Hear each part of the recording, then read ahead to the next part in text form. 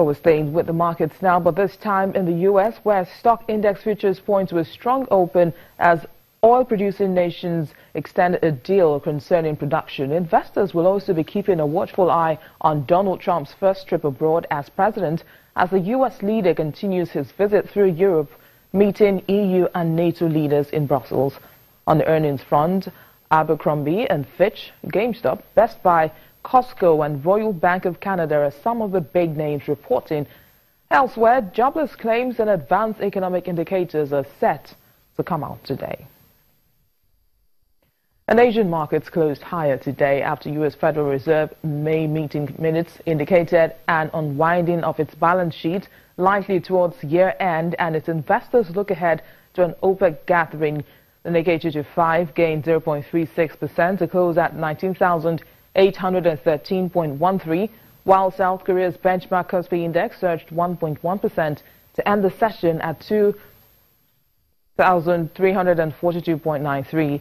The ASX 200 closed in the green, edging higher by 0.36% to finish at 5,789.36. Markets in Greater China were higher a day after Moody's downgraded the credit rating of the world's second-largest economy. Hong Kong's Hang Seng Index was up 0.6%, while the mainland Chinese markets reversed earlier losses to close higher. The Shanghai Composite jumped 1.43%, while the Shenzhen Composite ended higher by 0.72%. In the meantime, news coming from Vienna, Austria, venue of the OPEC meeting, says Africa's third biggest oil producer, Equatorial Guinea, has been accepted as a new member of the Organization of the Petroleum Exporting Countries. Equatorial Guinea said in January it was seeking to become OPEC's 14th member and the 6th from Africa, an addition that would help raise the continent's influence and profile in the corridors of global oil production and pricing.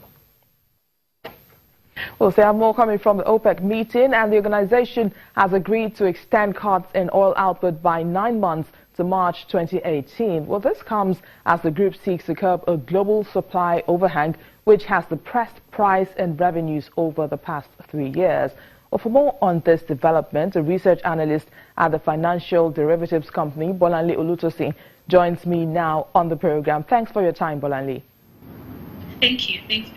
So OPEC has agreed to a 9-month output cut extension. What does this mean, especially for Nigeria?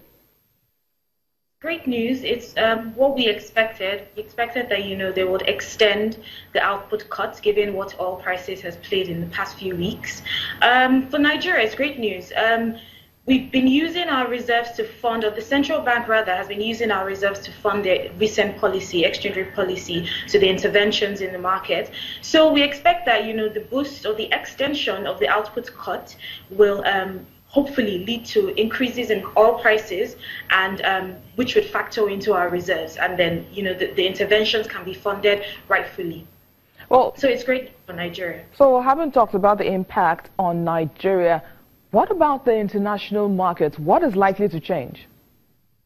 Well, regarding the extension of the oil cuts, it'll be great news for the US, because for them the extension really means that all global output would have decreased, and then this creates opportunity for them to increase market share, so all shale producers, and increase profitability in any sense. So we do expect that in the global market there will still be the risk of US increasing their output, which should taper or dampen prices. So we don't expect that the increase in prices should be as great as what it should have been with the extension of output cut. Now, let's look at the domestic market. How will this extension affect oil revenue?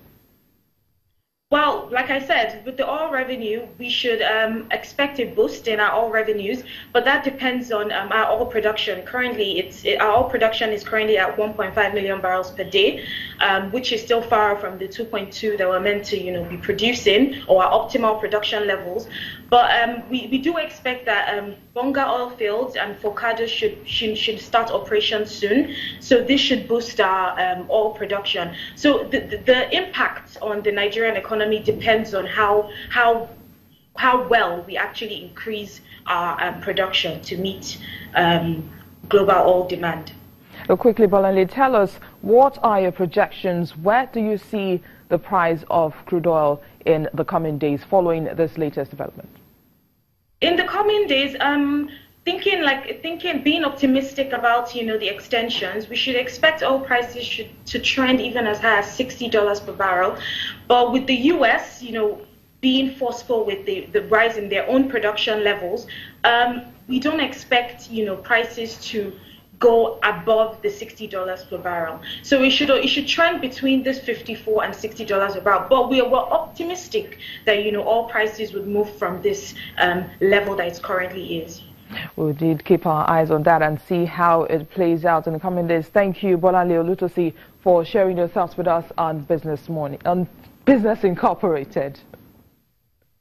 Well, moving on now, Ivory Coast plans to build a 25-megawatt solar power plant in the north of the country as it seeks to bolster a strained power grid with renewables. A government spokesman says the $40 million plant will be built by Gohogo Soler, a subsidiary of Morocco's Nova Power, and is expected to be operational by 2018.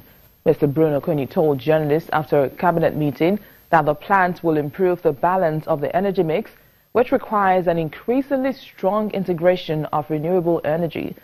Demand for electricity is increasing by about 10% annually, and the government hopes to attract enough investment to double output to 4,000 megawatts by 2020.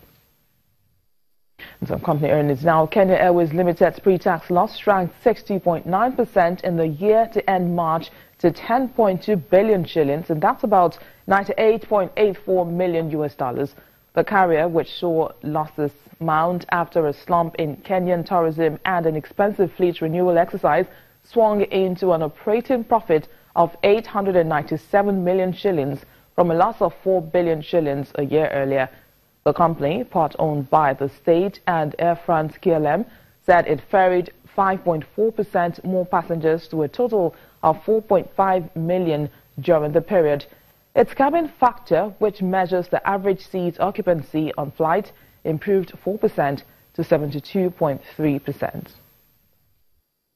Meanwhile, Kenya's Equity Group Holdings has announced a 5% drop in pre-tax profit to 6.9 billion Kenyan shillings, and that's $66.87 million in the first quarter from 7.3 billion a year earlier. The lender's CEO, James Mwangi, told an investor briefing that the country's second-largest bank by assets reported a 15% drop in net interest income to 8.9 billion shillings. And Djibouti has formally opened one of 4 new ports designed to cement the tiny Horn of Africa's position as a continental hub. The country's ports authority says the multipurpose port has been substantially upgraded as part of a Chinese-backed plan to establish Africa's largest free trade zone that can handle $7 billion of goods a year. Located on the 2 of the 3 busiest shipping routes in the world, the port provides a strategic platform for maritime activity connecting Asia, Africa, and Europe. Business Incorporated continues in a moment. Please stay with us.